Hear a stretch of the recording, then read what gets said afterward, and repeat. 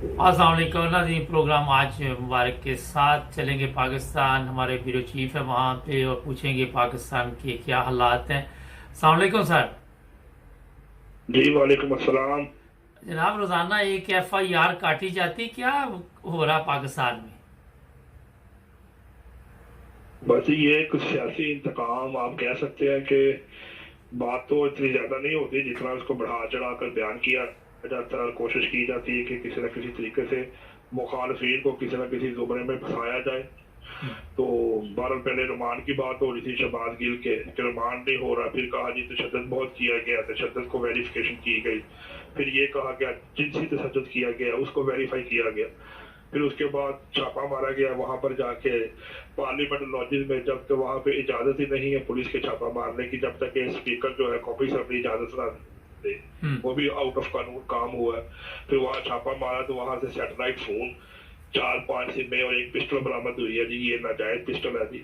अब एक MNA ने अगर पिस्टल रख ली है, यहाँ पे पूरे मुल्क में हजारों लोगों के पास नाजायज असला है और बड़ा बड़ा कीमती और बहुत बड़ा असला है, लेकिन वहां पर तो कोई भी नहीं बोलता।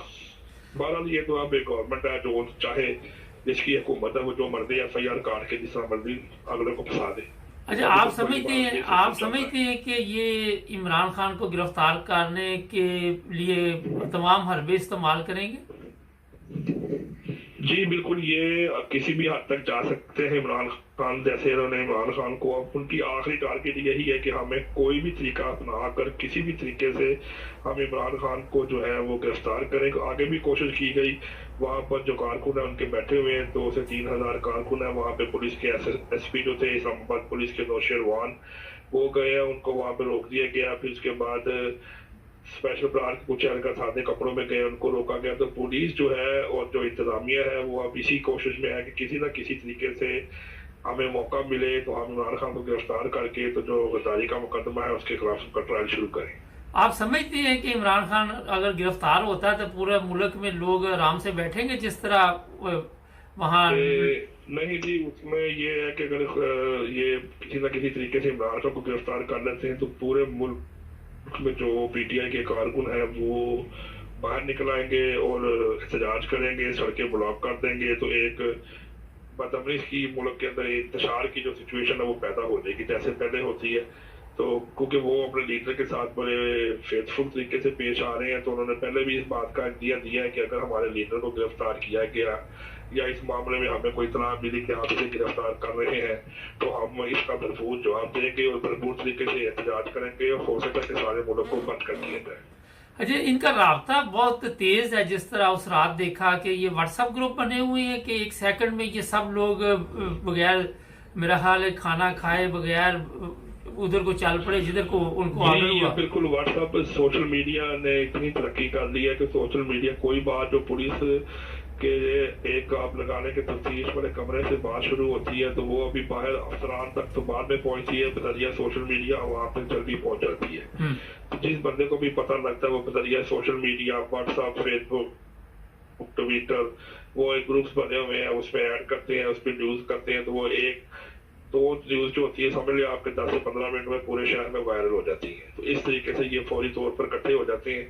तो इनका भी इसी तरह से communication, social media is a powerful platform जो है ना वो साबित हो रहा है इस वक्त इनके लिए। अच्छा सर, ये क्योंकि आप माशाल्लाह बड़े अरसे से हर चीज़ पे नज़र रखे हुए हैं, आप क्या समझते हैं कि ये इमरान खान को जो ज़िमनी इलेक्शन आ रहे हैं उससे पहले नाअहल करार दिलवा देंगे किसी ना किसी तरह, या पार्टी के लिए कोई पाबंदी लगवा देंगे? उन जी, जो गवर्नमेंट है इस वक्त जो PDM की गवर्नमेंट है उसका पहला मोटिव यही है कि इमरान खान को गिरफ्तार किया जाए और गिरफ्तार करके इसके खिलाफ तफ्तीश करके इसका ट्रायल शुरू किया जाए और इलेक्शन कमीशन पे जाके इसको नाअहल करार दिया जाए। क्योंकि सबसे बड़ी वजह यही कि अगर आज इलेक्शन का ऐलान कर दिया जाता है तो PTI एक बहुत बड़ी जमात से ऐसी जमात बनकर सामने आएगी।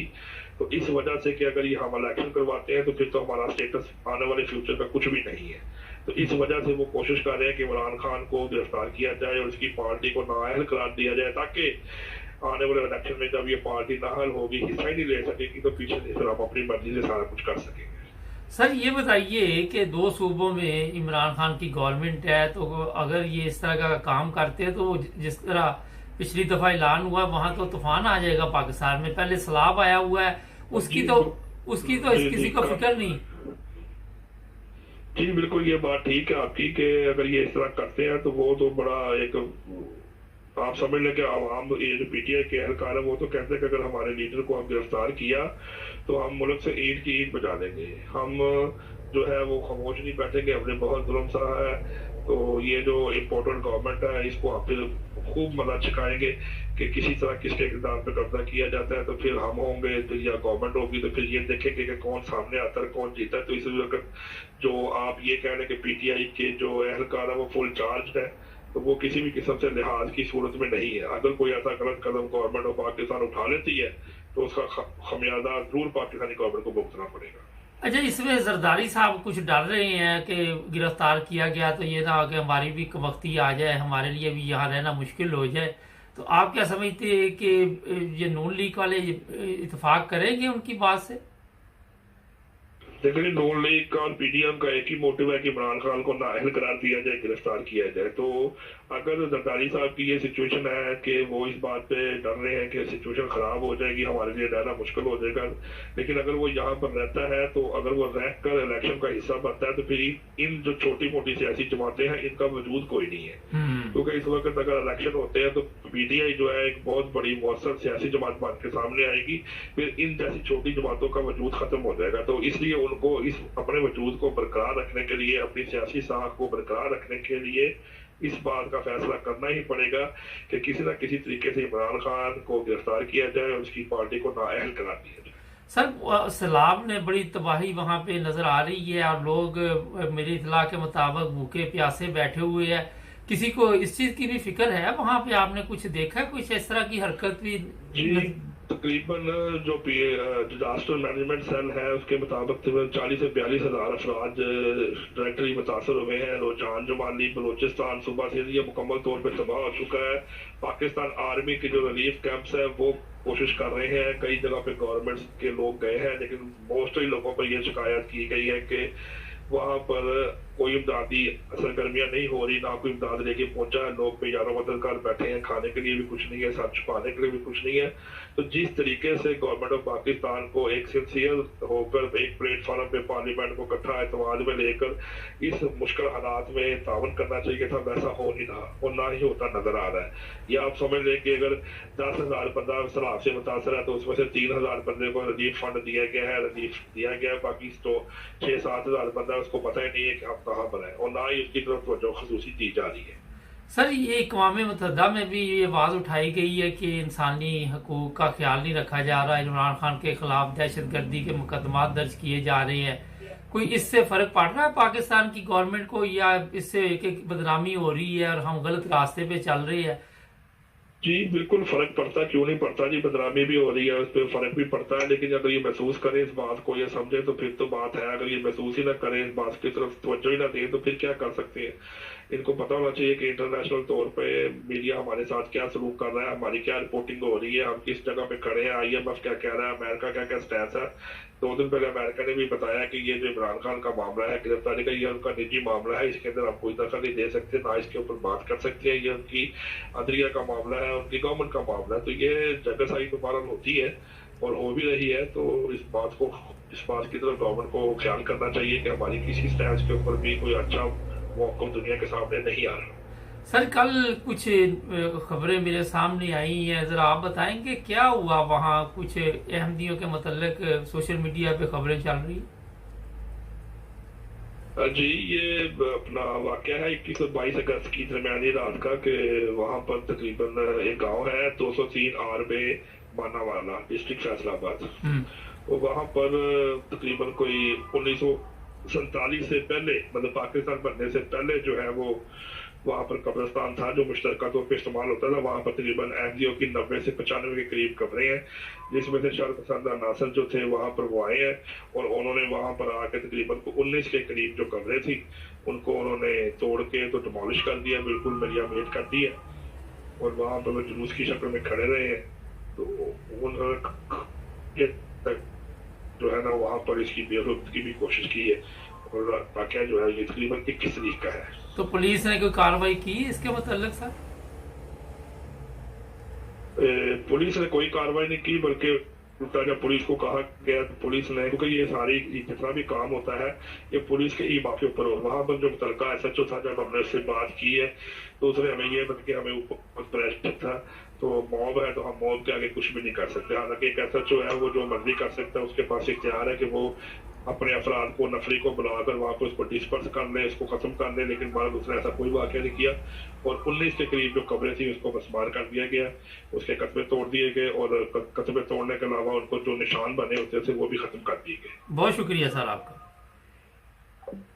नाज़रीन, ये पाकिस्तान से हमारे ब्यूरो चीफ। अभी एक ब्रेक लेते हैं, ब्रेक के बाद मैं भी कुछ बात करनी चाहूँगा। जी नाज़रीन, ब्रेक के बाद आपकी खिदमत दोबारा हाजिर। अच्छा जनाब, पहली चीज़ तो ये है कि पाकिस्तान में जो हालात बने हुए हैं, आज देखिए पूरी दुनिया में बदनामी पाकिस्तान की हो रही है। जिस तरह अदालतों में केस चल रहे हैं, हमारी अदालतों का पहले ही कोई म्यार नहीं है, लेकिन किसी को इस चीज़ की फिक्र नहीं है।